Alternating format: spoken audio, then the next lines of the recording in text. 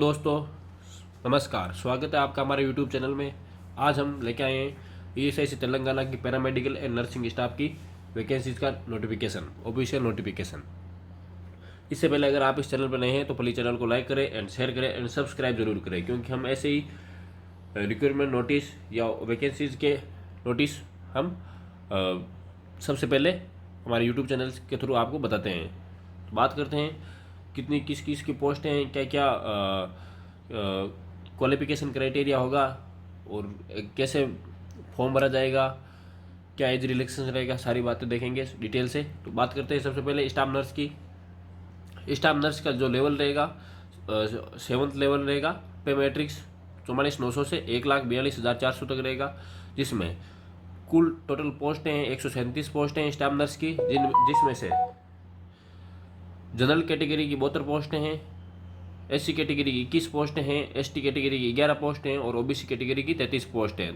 ये सारी पोस्टें हैं और एक्स सर्विसमैन की भी 13 पोस्टें इसमें रिजर्वेशन है, हॉरिजॉन्टल रिजर्वेशन है। फिर बात करते हैं ईसीजी टेक्नीशियन की। ईसीजी टेक्नीशियन की 7 पोस्टें हैं, ब्लड बैंक टेक्नीशियन की 4 पोस्टें हैं, ऑक्यूपेशनल थेरेपिस्ट की 1 पोस्ट है, फिजियोथेरेपिस्ट की 12 पोस्टें हैं, फार्मासिस्ट की 25 पोस्टें हैं और फार्मासिस्ट आयुर्वेदा की 1 पोस्ट है, ऑप्टोमेट्रिस्ट या रिफ्रैक्टोमेट्रिस्ट की 2 पोस्टें हैं, डेंटल हाइजीनिस्ट की 1 पोस्ट है, जो जूनियर मेडिकल रिकॉर्ड टेक्नीशियन की 3 पोस्टें हैं और मेडिकल लैब टेक्नीशियन की 13 पोस्टें हैं। ये तो बात हो गई पोस्टों की। अब बात करते हैं इसकी क्वालिफिकेशन क्राइटेरिया की। क्वालिफिकेशन क्राइटेरिया की बात करें तो क्वालिफिकेशन क्राइटेरिया इसमें स्टाफ नर्स में रहेगा diploma in general nursing and midwifery और equivalent qualification for male and female nurse, मतलब जीएनएम और बीएस नर्सिंग दोनों दोनों चलेंगे और रजिस्टर्ड होना चाहिए स्टेट नर्सिंग काउंसलिंग से। और एज रिलैक्सेशन है इसमें 37 साल से ज़्यादा उम्र के नहीं होना चाहिए, ठीक है। फिर बाद में अलग इसमें एज रिलैक्सेशन में ओबीसी की अलग एज रहेगी रिलैक्सेशन की, एससी की अलग रहेगी और एसटी की अलग एज रिलैक्सेशन रहेगी। बात करते हैं ईसीजी टेक्नीशियन की। ईसीजी टेक्नीशियन की पोस्ट कोड स्टाफ नर्स का 1 है और ईसीजी टेक्नीशियन का 40 है पोस्ट कोड, ठीक है। ईसीजी टेक्नीशियन में ईसीजी का कुछ अलग अलग है, इसमें देख सकते हो आप। ब्लड बैंक टेक्नीशियन के भी अलग अलग क्वालिफिकेशन क्राइटेरिया है और सबके अलग अलग क्वालिफिकेशन क्राइटेरिया दे रखे हैं इसमें। फिर बात करते हैं एज रिलैक्सेशन की। एज रिलैक्सेशन में इसमें ओबीसी कैंडिडेट को 3 साल की छूट मिलेगी और एससी एसटी कैटेगरी को 5 साल की छूट मिलेगी और पीडब्ल्यूडी कैंडिडेट को 10 साल की एक्स्ट्रा एज रिलैक्सेशन दिया जाएगा। अगर इसमें आर्म फोर्स का है और अलग अलग कैटेगरी का तो उनको 3 साल का एक्स्ट्रा एज रिलैक्सेशन दिया जाएगा। फिर बात करते हैं नेशनलिटी कौन कौन सी होगी इसमें। एक तो सिटीजन ऑफ इंडिया इंडिया वाला भी फार्म भर सकता है, नेपाल वाला भी और भूटान वाला भी फार्म भर सकता है। और फिर अगर तिब्बत रिफ्यूजी है जो 1962 से पहले भारत में आ रखे हैं वो भी फार्म भर सकते हैं, या कोई पर्सन है जो पाकिस्तान, बुर्मा, श्रीलंका और ईस्ट अफ्रीकन कंट्रीज जैसे केन्या, युगांडा और यूनाइटेड रिपब्लिक ऑफ तंजानिया से आ रखा है वो, और फिर परमानेंट अगर इंडिया में ही सेटल हो गया तो वो भी फार्म भर सकते हैं इसमें। फिर बात करते हैं एप्लीकेशन फीस की। एप्लीकेशन फीस की SC ST और PWD कैटेगरी के लिए 250 रुपये होगी, वो भी सारी रिफंड होगी एग्जाम के बाद में। और अदर कैटेगरी जैसे OBC और जनरल कैटेगरी की 500 रुपये फीस होगी इसमें। Mode of payment online mode of payment होगा, ठीक है। और ऑनलाइन मोड ऑफ पेमेंट इसमें फॉर्म भरने के बाद में, जैसे हमने फॉर्म भर दिया, फॉर्म भरने के 24 से 48 घंटे के बाद में हम पेमेंट ऑनलाइन पेमेंट कर सकते हैं। तुरंत हम ऑनलाइन पेमेंट नहीं कर सकते, इसलिए आप फॉर्म सबसे पहले भरें, बाद में 24 घंटे या 48 घंटे बाद में हम ऑनलाइन पेमेंट कर सकते हैं। ऑनलाइन पेमेंट करने के बाद में आपका फॉर्म सक्सेसफुली सबमिट होगा और वही आपका फॉर्म माना जाएगा। अगर आपने पेमेंट डिडक्शन नहीं करवाए तो आपका फॉर्म नॉट एलिजिबल होगा। फिर बात करते हैं कैसे अप्लाई करते हैं। तो आपको अप्लाई करना है ESIC.NIC पर जाना है आपको सबसे पहले, ESIC की ऑफिशियल साइट पे। फिर ठीक है, detail instruction for filling online application are available on the website. Website पर सारा दे रखा है, डिटेल फिलिंग एप्लीकेशन कैसे भरना है, क्या करना है, सारा दे रखा है उसमें। After submitting online application the candidate are required to take print out of the finally submitted online application and retain the same with them. Form भरने के बाद में जो एप्लीकेशन उसका प्रिंट आउट निकालना है और अपने पास में रखना है। और वो फॉर्म आपको ESIC में बाय पोस्ट या हैंड जमा करवाने की कोई ज़रूरत नहीं है। और उनको सेंटर की जो ऑनलाइन एग्जामिनेशन का सेंटर है वो केयरफुली चूज करना है, क्योंकि इसके बाद में वापस चेंज नहीं हो सकता है। जो भी आपको सेंटर चाहिए नियर नज़दीक, तो आपको सबसे पहले भरना है। Candidate are required to keep active their email ID और mobile number registered in online application during the currency of this requirement process. ये ESIC will also send other communication. आपको जो ईमेल आईडी और मोबाइल नंबर वही देना है जो आपको चालू हो, जिससे आपको ESIC कोई भी जैसे कब एग्जाम होगा क्या होगा वो आपको ईमेल या मोबाइल नंबर के थ्रू आपको बताते रहेंगे सारी बात। तो अब इम्पोर्टेंट पॉइंट्स है जो आपको फॉर्म भरने से पहले आपको ध्यान में रखने हैं। जैसे आपकी फोटोग्राफ की साइज होनी चाहिए 4.5 सेंटीमीटर से 3.5 सेंटीमीटर की। सिग्नेचर वो ब्लैक इंक से होना चाहिए। लेफ्ट थंब इम्प्रेशन होना चाहिए वाइट पेपर पे, ठीक है, ब्लैक और ब्लू इंक से।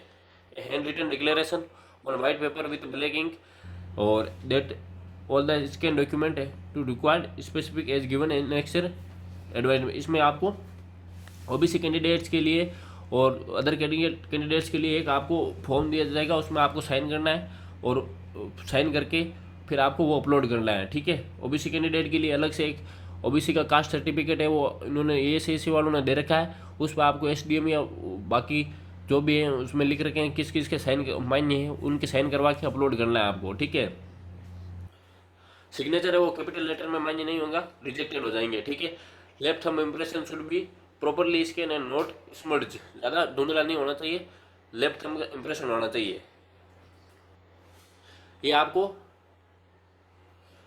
आपको इसमें लिखना है कि आपका अपना नाम लिखना है, ठीक है। और ये इसमें वापस साइन करके देना है कि I hereby declare that information submitted by me application is correct and true and I will be present the supporting document as when required. ये सारी आपको लिख के अपलोड करनी है। Before applying online, a candidate will be required to have a scanned digital image of his or photograph signature left and declaration as per the specifically given below। आपको photograph image recent होनी चाहिए, colour picture होनी चाहिए, ऐसे नहीं कि black and white picture नहीं होनी चाहिए, और लाइट कलर में होनी चाहिए। बैकग्राउंड जो वाइट रहना चाहिए पीछे। ये सारे इसके वो क्राइटेरिया हैं, फुल होने चाहिए कि आपकी आंखों में जो रेड आई नहीं होनी चाहिए, सारे होने चाहिए। सिग्नेचर है वो आपको सिग्नेचर में आपको ये 140 बाई 60 पिक्सल का होना चाहिए, 10 से 20 KB का सिग्नेचर होना चाहिए। लेफ्ट थंब का भी 240 से 240 पिक्सल होना चाहिए और 20 से 50 KB का सिग्नेचर होना चाहिए।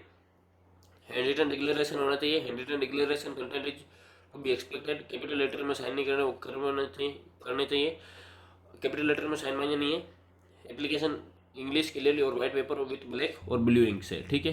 आपको लिखना है, ये आपको टाइप करना है कि जो भी सारे हैं वो मेरे हैं, मैंने मतलब करेक्ट इन्फॉर्मेशन दी और जब भी चाहिए मैं प्रेजेंट कर सकता हूँ सारी चीज़ें, ठीक है। डॉक्यूमेंट स्कैन करने के लिए आपको रिटन डिक्लेरेशन जो JPG और JPG फॉर्मेट में आप इसको अपलोड कर सकते हैं।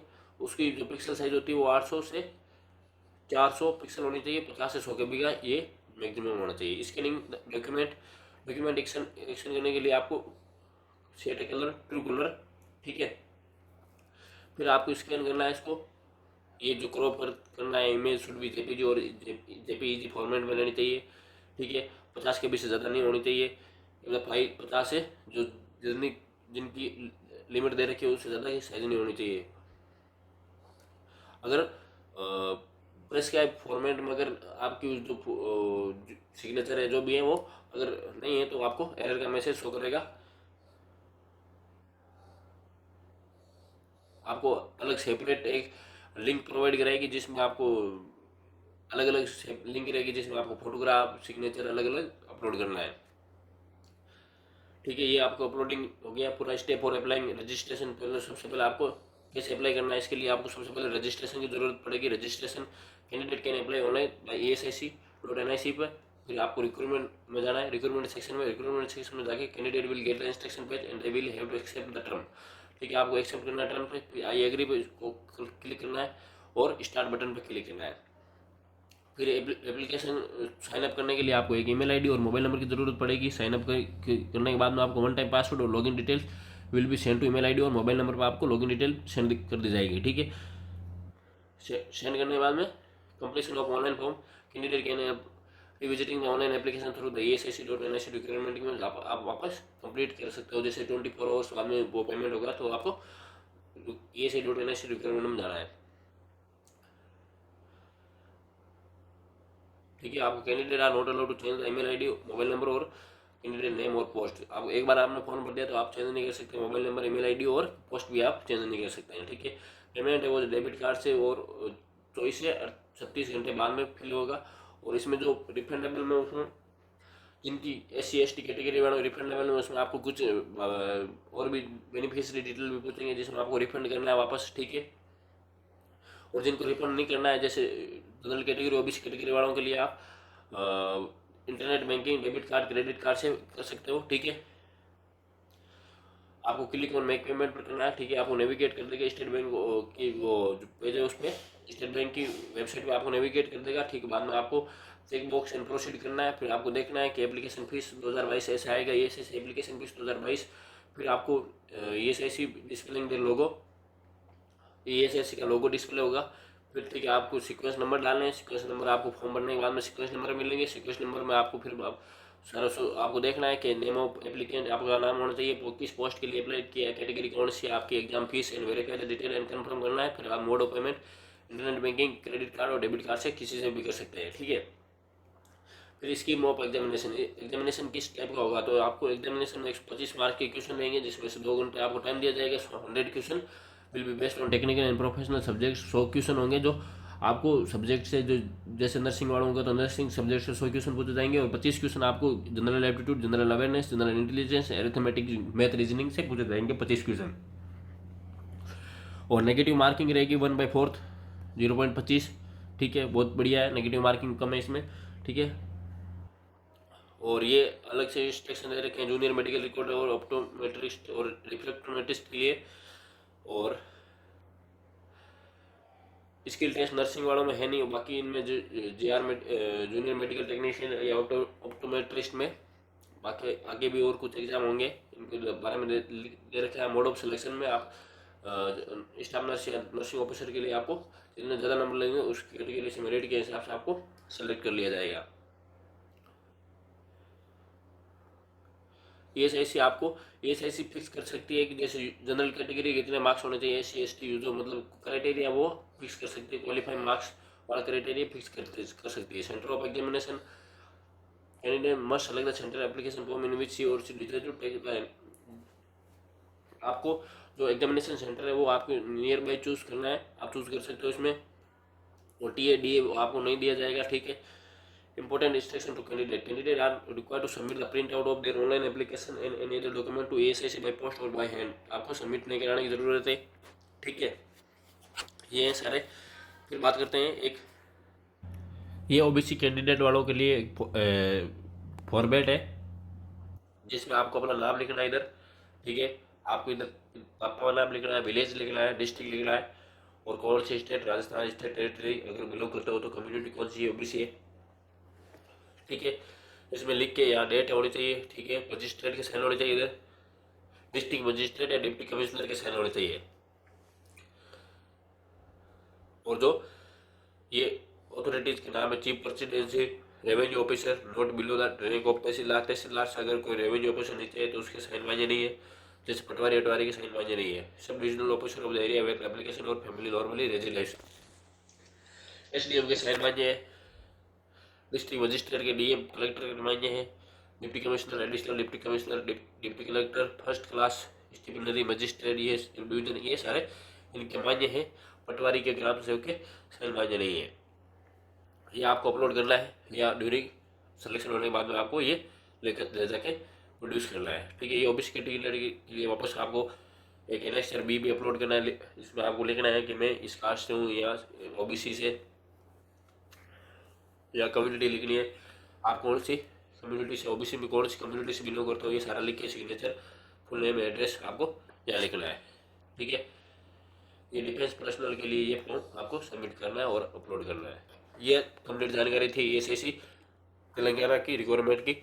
और अगर आपको कोई भी डाउट हो तो आप कमेंट सेक्शन में जरूर बताएं, हम आपका डाउट क्लियर करेंगे। Thank you very much. Please channel को लाइक करें एंड शेयर करें एंड सब्सक्राइब जरूर करें। Thank you.